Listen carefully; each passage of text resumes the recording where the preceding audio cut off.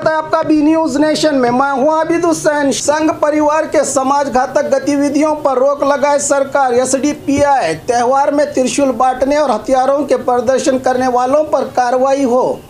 बीजापुर शहर में एसडीपीआई पदाधिकारियों की ओर से प्रेस मीट करके कहा गया है कि राज्य में विजयदशमी के मौके पर खुलेआम हथियारों का प्रदर्शन, त्रिशूल बांटने और बीजापुर महिला विश्वविद्यालय के प्रोफेसर आनंद कुलकर्णी ने अपने सरकारी अहदे को भूलकर दुर्गा माता की दौड़ में हिस्सा लेकर भड़काऊ भाषण देकर सोशल मीडिया पर विवादित संदेश डाला था। इस पर पुलिस से शिकायत करने पर भी शिकायत दर्ज नहीं की गई थी।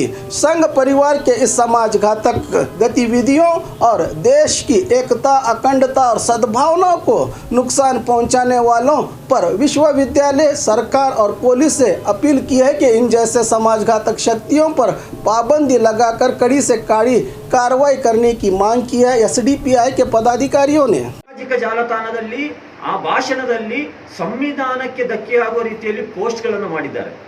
ನಿರಂತರವಾಗಿ ಹಾಕುತ್ತಾ ಇದ್ದಾರೆ. ಆ ಪೋಸ್ಟ್ಗಳನ್ನು ಕಂಟಿನ್ಯೂಟಿ ಇದೆ, ಇನ್ನೂ ಕೂಡ ಸ್ಟಾಪ್ ಮಾಡಲಿಲ್ಲ. ಅದಲ್ಲದೆ ಸರ್ಕಾರಿ ಉದ್ಯೋಗದಲ್ಲಿ ಇದ್ಕೊಂಡು ಈ ರೀತಿಯ ಕಾನೂನು ಬಾಹಿರ ಚಟುವಟಿಕೆಗಳನ್ನು ಮಾಡಬಾರದೆಂದು ಈ ಬಗ್ಗೆ ಪೊಲೀಸ್ ಠಾಣೆಗೆ ದೂರು ದಾಖಲಿಸಲಿಕ್ಕೆ ಹೋದ್ರೆ ಪೊಲೀಸ್ನವರು ಕೊಡುವಂತ ಸಬೂಬು ನೋಡಿದ್ರೆ ನಮಗೆ ಆಶ್ಚರ್ಯ ಆಗ್ತಾ ಇದೆ. ನಾವು ಯಾವ ದೇಶದಲ್ಲಿ ಬದುಕ್ತಾ ಇದ್ದೇವೆ? ಇಲ್ಲಿರುವಂತ ಕಾನೂನು ಸುವ್ಯವಸ್ಥೆ ಹಾಗಾದ್ರೆ ಅದು ಕೇವಲ ಪುಸ್ತಕ ಬದನೆಕಾಯಿ ಮಾತ್ರ ಆಗಿ ಉಳಿದಿದೆಯಾ?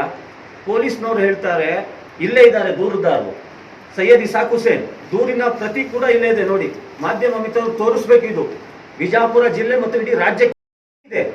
ದೂರು ಕೊಡ್ಲಿಕ್ಕೆ ಹೋದ್ರೆ ಪೊಲೀಸ್ ಅಧಿಕಾರಿಗಳು ಸಬೂಬ್ ಹೇಳ್ತಾರಂತೆ, ಮುಖ್ಯಮಂತ್ರಿಗಳ ಕಾರ್ಯಕ್ರಮದಲ್ಲಿ ನಾವು ಬ್ಯುಸಿಯಾಗಿದ್ದೇವೆ. ಇದೆಂತ ಒಂದು ದೊಡ್ಡ ದುರಂತ. ಹಾಗಾದ್ರೆ ಮುಖ್ಯಮಂತ್ರಿಗಳು ಒಂದು ಜಿಲ್ಲೆ, ಅದು ಬಿಜಾಪುರಕ್ಕೆ ಬರಲಿಲ್ಲ, ಎಲ್ಲೋ ಒಂದು ಬೈ ಎಲೆಕ್ಷನ್ ನಡೀತಾ ಇದೆ ಇಲ್ಲಿಂದ ಎಷ್ಟೋ ಕಿಲೋಮೀಟರ್ ದೂರದಲ್ಲಿ, ಅವರು ಜಿಲ್ಲೆಗೆ ಬರ್ತಾ ಇದ್ದಾರೆ ಅಂತ ಹೇಳಿದ್ರೆ ಪೊಲೀಸ್ ಠಾಣೆಗೆ ನೀವು ಬೀಗ ಹಾಕ್ಬಿಡಿ. ಹಾಗಾದ್ರೆ ಯಾಕೆ ಬೇಕು ಪೊಲೀಸ್ ಠಾಣೆ? ಇಲ್ಲಿ ಲಾ ಅಂಡ್ ಆರ್ಡರ್ ಇಷ್ಟು ಪ್ರಾಬ್ಲಮ್ ಆಗ್ತಾ ಇದೆ, ದೂರದಾರ ಬಂದು ದೂರು ಕೊಟ್ರೆ ದೂರು ಸ್ವೀಕರಿಸಲಿಲ್ಲ ಅಂತ ಹೇಳಿದ್ರೆ ಏನ್ ಮೆಸೇಜ್ ನೀಡ್ತಾ ಇದ್ದೀರಾ ನೀವು? ನಾವು ಮತ್ತೊಮ್ಮೆ ಪರೀಕ್ಷೆ ಮಾಡಿದ್ವಿ, ಓಕೆ ನಿನ್ನೆ ಮುಖ್ಯಮಂತ್ರಿ ಬಂದ್ರು, ಬಿಸಿ ಇರ್ಬೋದು, ಏನೋ ಸ್ಟಾಫ್ ನಾವು ಕಳಿಸಿದ್ವಿ ಪ್ರೆಸ್ ಮೀಟ್ಗಿಂತ ಮುಂಚೆ. ಇವತ್ತು ಕೊಡುವಂತ ಸಬೂಬ್ ಏನಂತ ಹೇಳಿದ್ರೆ, ಠಾಣೆಯಲ್ಲಿ ನಾನಿಲ್ಲ, ನಾನು ಹೊರಗಡೆ ಇದ್ದೇನೆ, ನೀವು ಅಲ್ಲಿಗೆ ಬನ್ನಿ ಅಂತೇಳಿ. ಇದು ಯಾವ ಸಿಸ್ಟಮ್ ಸ್ವಾಮಿ? ಇದು ಪ್ರಜಾಪ್ರಭುತ್ವನ? ಇದು ನಮ್ಮ ದೇಶದ ವ್ಯವಸ್ಥೆ? ಇದು ಪ್ರಾಕ್ಟಿಕಲ್ ಆಗಿ ನಾನು ಹೇಳ್ತಿರುವಂತದ್ದು. ಇಲ್ಲೇ ಇದ್ದಾರೆ ಮುಂದ್ಗಡೆ, ಕಾಲ್ ರೆಕಾರ್ಡಿಂಗ್ ಇದೆ, ಈಗ ಮಾತಾಡಿರುವಂತದ್ದವರು ಪೊಲೀಸ್ ಅಧಿಕಾರಿಗಳಿಗೆ.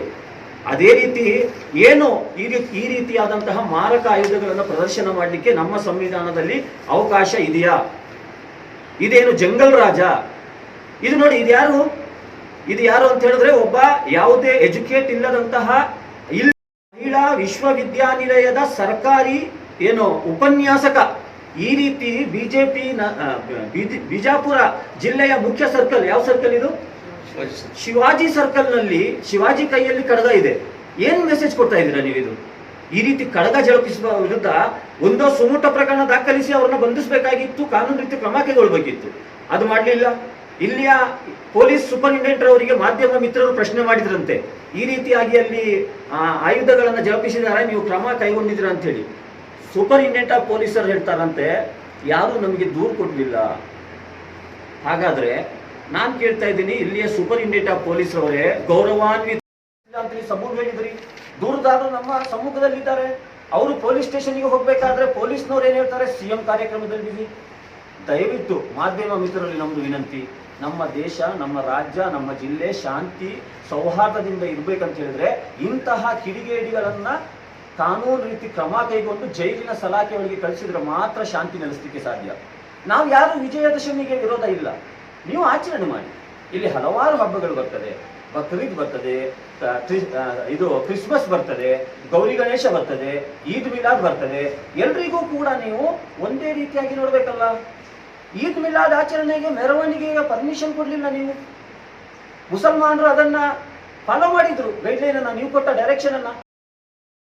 ರೀತಿಯಾದಂತಹ ಕ್ರಮ ಕೈಗೊಳ್ಳಿ ಅಂತ ಹೇಳಿ social democratic party of India ಈ ಪತ್ರಿಕಾಗೋಷ್ಠಿ ಮುಖಾಂತರ ಆಗ್ರಹಿಸ್ತಾ ಇದೆ. ಆ ಮೂಲಕ ಸಮಾಜದಲ್ಲಿ ಶಾಂತಿ, ಸೌಹಾರ್ದತೆ, ಸುವ್ಯವಸ್ಥೆ ನೆಲೆಗೊಳ್ಳಲಿಕ್ಕೆ ನಾವೆಲ್ಲರೂ ಕೂಡ ಕಾನೂನಿನ ಚೌಕಟ್ಟಿನಲ್ಲಿ ಇಟ್ಕೊಂಡು ಕೆಲಸ ಮಾಡಬೇಕಂತ ಹೇಳಿಯೂ ಕೂಡ ಎಲ್ಲ ಬಾಂಧವರಿಗೂ ಈ ಪತ್ರಿಕಾಗೋಷ್ಠಿ ಮುಖಾಂತರ social democratic party of India ಕರೆ ನೀಡ್ತಾ ಇದೆ. ಬೂತ್ ಸಮಿತಿ, ವಾರ್ಡ್ ಸಮಿತಿ, ಅಸೆಂಬ್ಲಿ ಸಮಿತಿ, ಅದೇ ರೀತಿ ಜಿಲ್ಲಾ ಸಮಿತಿಯನ್ನು ಆಯ್ಕೆ ಮಾಡಲಾಗಿದೆ. ಇದೆಲ್ಲವೂ ಸಹ ಒಂದು ಆಂತರಿಕ ಚುನಾವಣೆ ಪ್ರಕ್ರಿಯೆ ಮುಖಾಂತರ ಒಂದು ಸಂವಿಧಾನದಲ್ಲಿ ಹೇಳಿದ ಪದಾಧಿಕಾರಿಗಳನ್ನು ಆಯ್ಕೆ ಮಾಡ್ತಾ ಇದ್ದೇವೆ. ಅದೇ ರೀತಿ ಇವತ್ತು ನಾವು ನಮ್ಮ ಬಿಜಾಪುರದಲ್ಲಿ ಜಿಲ್ಲಾ ಪ್ರತಿನಿಧಿ ಸಭೆಯನ್ನು ಬೆಳಿಗ್ಗೆ ನಡೆಸಿ ಪದಾಧಿಕಾರಿಗಳನ್ನು ನಾವು ಆಯ್ಕೆ ಮಾಡಿದ್ದೀವಿ. ಅದನ್ನು ನಾನು ಇವತ್ತು ನಿಮ್ಮ ಮುಂದೆ ಘೋಷಣೆ ಮಾಡಲಿಕ್ಕೆ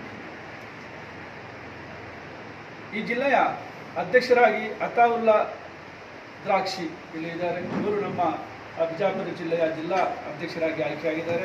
ಅದೇ ರೀತಿ ಉಪಾಧ್ಯಕ್ಷರಾಗಿ ನಿಸಾರ್ ಅಹಮದ್ ಮನ್ಯಾರ್ ಇವರು ವೈಸ್ ಪ್ರೆಸಿಡೆಂಟ್ ಆಗಿ ಆಯ್ಕೆಯಾಗಿದ್ದಾರೆ. ಅದೇ ರೀತಿ ಜನರಲ್ ಸೆಕ್ರೆಟರಿ ಸಯೀದ್ ಅವರು ಆಯ್ಕೆಯಾಗಿದ್ದಾರೆ. ಅದೇ ರೀತಿ ಸೆಕ್ರೆಟರಿ ಆಗಿ ನೂರ್ ಅಹಮದ್ ಸರ್ವಾನ್, ಅದೇ ರೀತಿ ಕೋಶಾಧಿಕಾರಿಯಾಗಿ ಸಮೀವುಲ್ಲಾ ವಡೇಗಾರ್, ಸದಸ್ಯರಾಗಿ ಮೊಹಮ್ಮದ್ ಜಾಫರ್ ಇಮಾನ್ದಾರ್ ಮತ್ತು ಸದಸ್ಯರಾಗಿ ಯಾಸಿರ್ ರಾಶಿದ್ ಇನಾಮ್ದಾರ್ ಇವರು ಈ ಜಿಲ್ಲೆಯ ಪದಾಧಿಕಾರಿಗಳಿಗೆ ಆಯ್ಕೆ ಮಾಡಿದ್ದಾರೆ.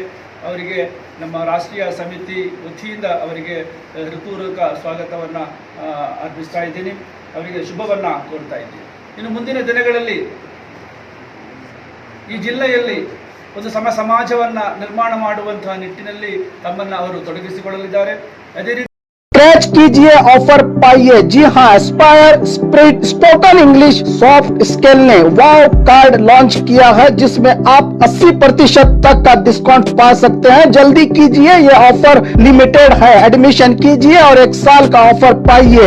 अभी नहीं तो कभी नहीं। बाघमारे हॉस्पिटल में दांतों की बीमारी से जुड़े हर तरह का किया जाता है इलाज, जिसके माहिर oral and maxillofacial surgeon doctor शान करीमी करेंगे आपका उम्मीद से भरपूर इलाज। तो आज ही विजिट कीजिए बाघमारे मल्टी स्पेशलिटी हॉस्पिटल, सकाफरोजा सरकारी उर्दू स्कूल नंबर 4 के पास। और खबरों के लिए देखते रहिए बी न्यूज़ नेशन।